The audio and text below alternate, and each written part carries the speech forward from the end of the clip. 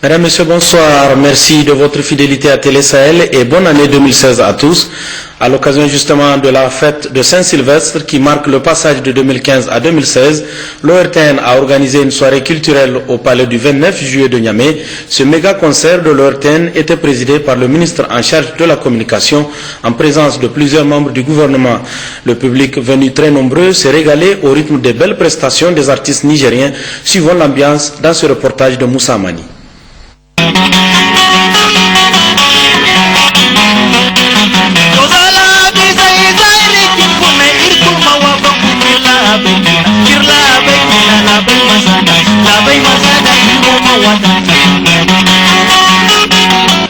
Paix et unité nationale, c'est sous ces thèmes dominants de l'heure qu'était placé en cette fin d'année 2015 ce méga concert que l'ORTN a offert jeudi 31 décembre 2015 à son public. Et nos artistes, principaux animateurs de cette fête, ont fait vibrer ce fidèle public au rythme de la musique moderne nigérienne.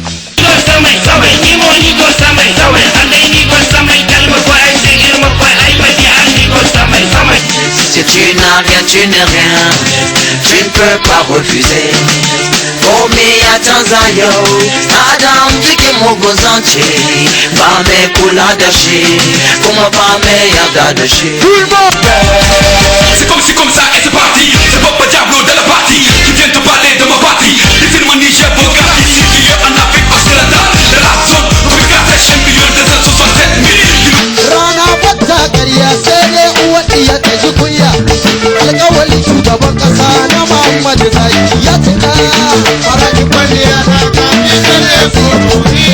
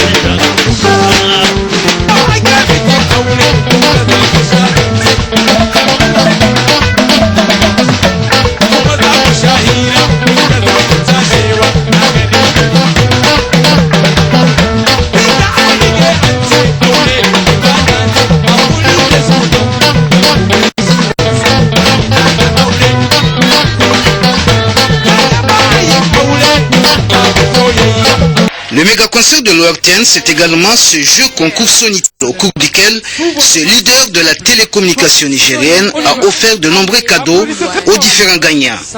Mais le moment solennel de cette soirée était sans nul doute cette grande émotion suivie des ovations du public qui a envahi la salle lorsqu'il était 0 heure, heure qui annonce l'avènement de l'année 2016.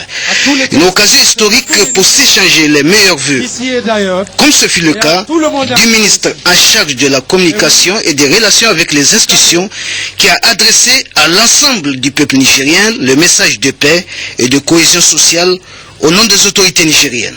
Au nom du président de la République, chef de l'État, son Excellence Issoufou Mahamadou, au nom du Premier ministre, chef du gouvernement, son Excellence Brigitte Raffini, et au nom de l'ensemble du gouvernement, vous présenter mes meilleurs vœux pour cette année 2016. L'année 2016 au Niger, c'est une année de défis. D'abord, défi électoral, Comme vous le savez, nous allons organiser dans quelques semaines des élections générales. Et c'est aussi une année de défi en termes de sécurité.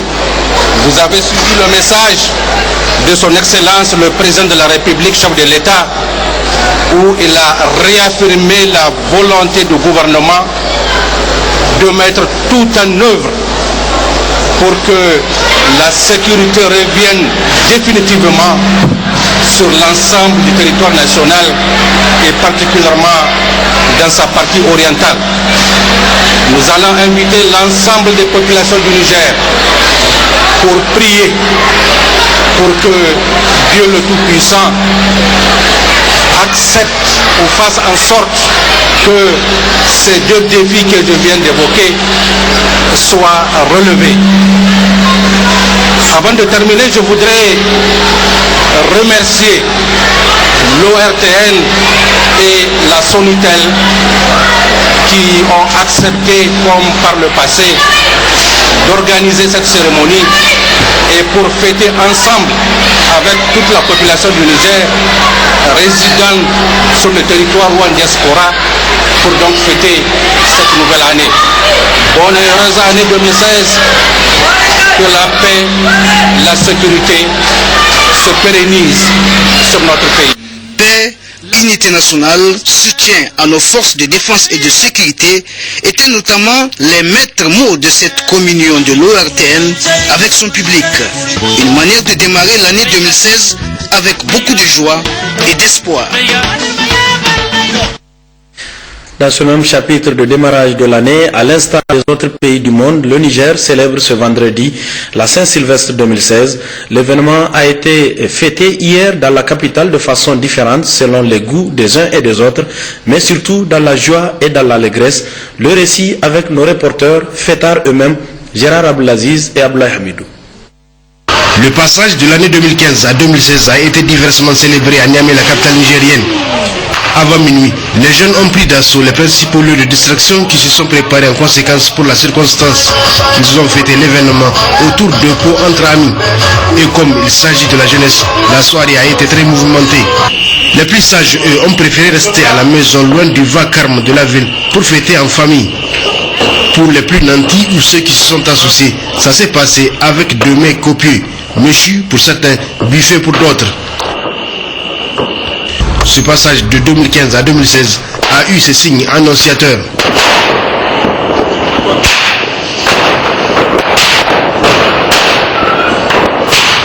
2015 part avec son lot de joies et de peines et 2016 débute de part et d'autre. L'heure est au vœu. » Je souhaite une heureuse année d'abord à la famille, à toutes les autorités qui ont nous permis de garder ces pays-là en bonne sécurité, qui nous permettent de rester à table et manger tranquille. Parce que la tranquillité et la sécurité étaient très importantes pour tous les Nigériens. Je souhaite joyeuse fête à tout le monde. Je souhaite bonne et heureuse année à toute ma famille, amis et connaissances. Que Dieu nous montre l'année prochaine avec beaucoup de succès dans tous nos projets. Je souhaite bonne année à tout le monde, à mes amis et à tout ce qui nous regarde. Je vous souhaite tous mes vœux de bonheur. Je souhaite bonne heureuse année à mes grands frères, à ma patronne, et tous les patrons, et tous les caissiers, tous les gérants. La soirée s'est ensuite poursuivie pour les fêtards jusqu'à l'aube. Voilà, après la fête, on revient dans ce studio où nous recevons un invité ce soir. Il s'agit du directeur général des affaires judiciaires et des sceaux au ministère de la Justice, M. Abdou Amani. Bonsoir. Bonsoir. Merci d'être venu et restez avec nous. Le temps de revenir à vous, on va suivre le reste de l'actualité. Justement, au terme de 3 jours de compétition, la deuxième édition du concours de lecture du Saint-Coran et de biographie du prophète Mohammed, Paix et salut sur lui, a pris fin hier après-midi à l'université Abdou Moumouni de Niamey. La remise des prix aux lauréats a eu lieu sous la présidence du conseiller spécial du Premier ministre pour les affaires religieuses, président d'honneur de l'Association des étudiants musulmans du Niger.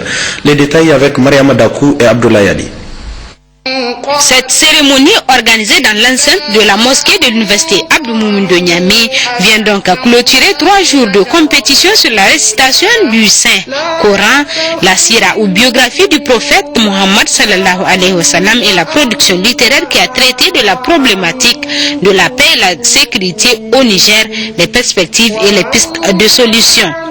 Au regard du devoir qui incombe à chaque musulman et à chaque musulman de connaître et de comprendre les textes fondamentaux de l'islam, le concours qui s'achève a été l'occasion de passer à revue des questions relatives à la récitation du Saint-Coran et de la biographie de notre guide et bien-aimé prophète Mohammed sallallahu alayhi wa sallam.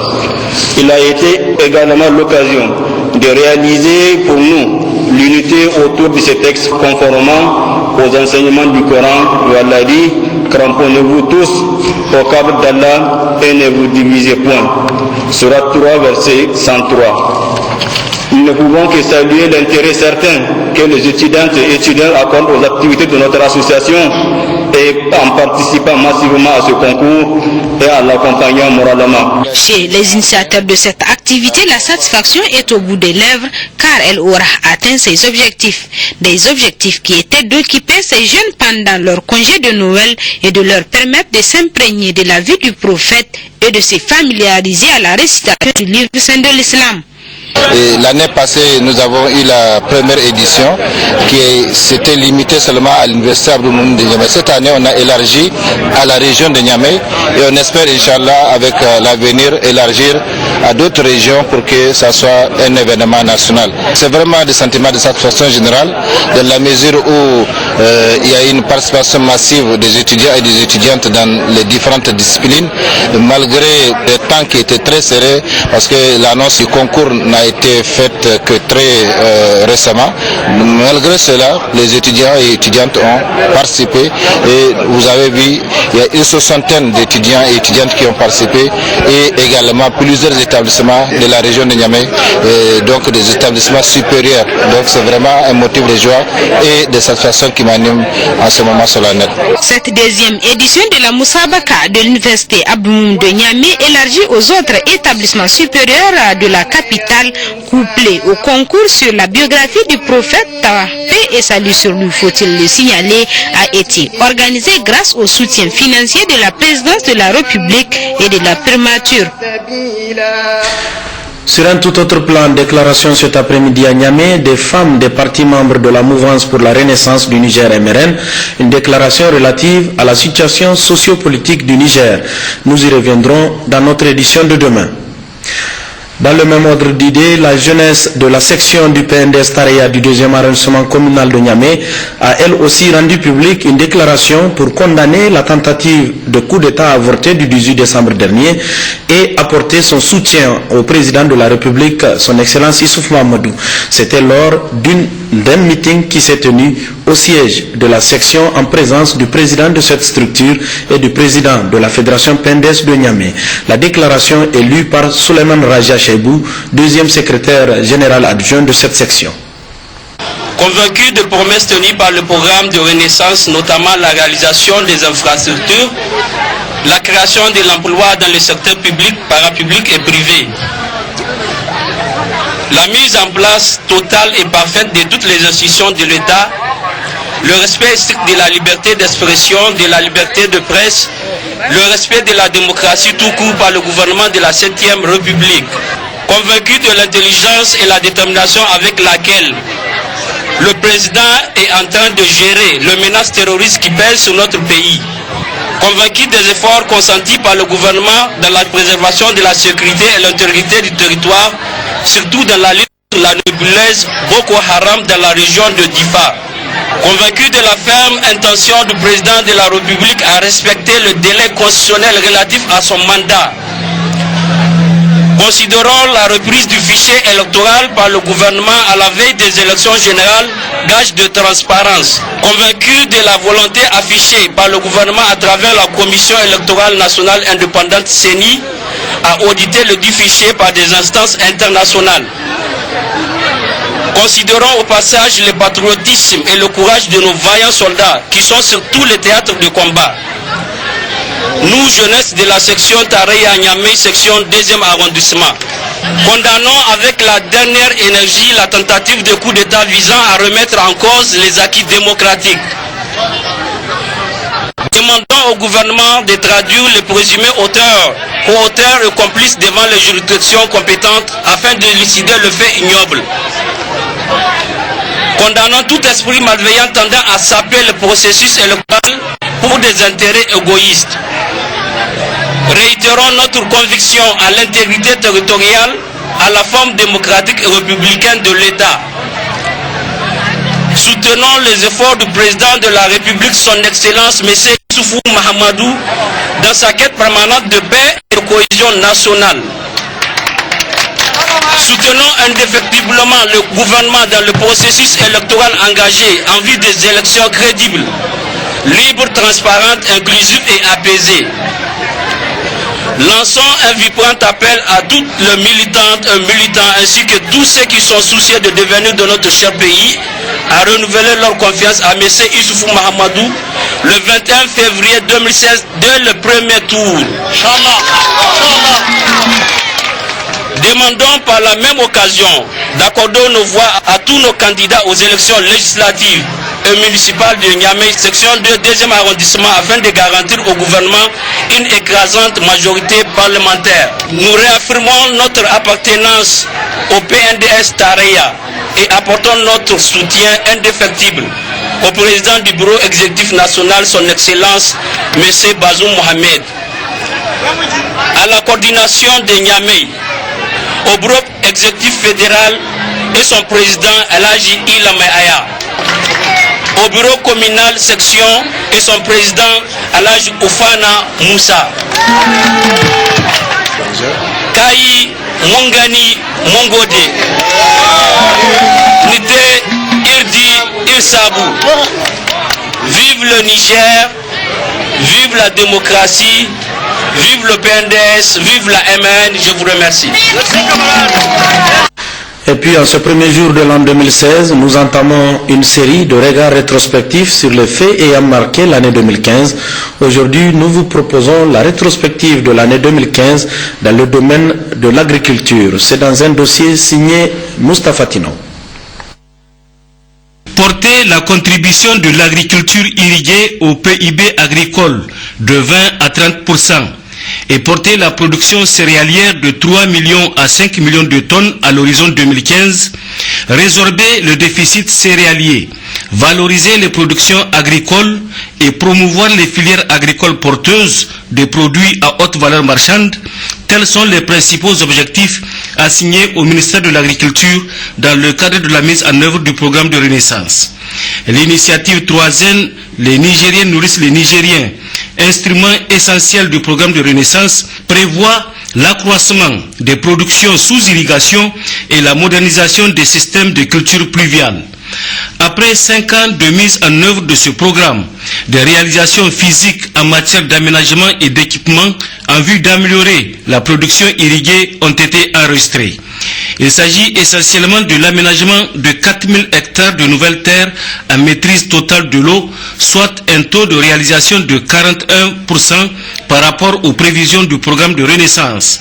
La réhabilitation de plus de 3000 hectares d'aménagement hydro-agricole existants, soit un taux de réalisation de 38,6%.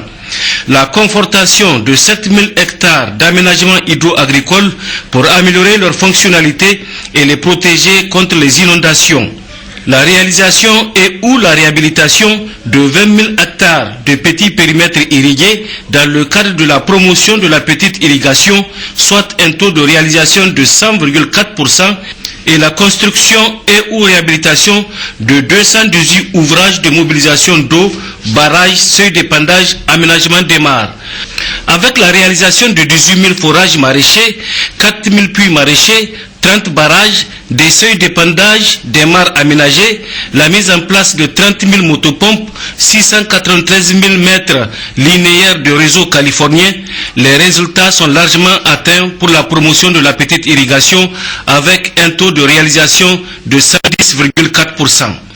Par ailleurs, en vue d'accompagner les producteurs, des kits communaux villages et ménages ont été mises en place. Toutes ces actions ont permis de rendre facile la disponibilité de l'eau dans le bassin de production, ce qui s'est traduit par la mise en valeur sous irrigation de 113 000 hectares d'aménagement hydro-agricole. Ainsi, au 31 octobre 2015, l'objectif du programme de renaissance pour la mise en valeur de 125 000 hectares est atteint à 90,4%. Quelques 92 milliards ont été injectés dans le volet aménagement et équipement agricole. S'agissant de la production agricole, pendant les 5 ans, le Niger a enregistré des productions cumulées céréalières de 23 660 531 tonnes, soit une moyenne annuelle de 4 732 166 tonnes, représentant 94,64% de l'objectif assigné au ministère de l'Agriculture dans le cadre du programme de renaissance, celui de porter la production céréalière à 5 millions de tonnes.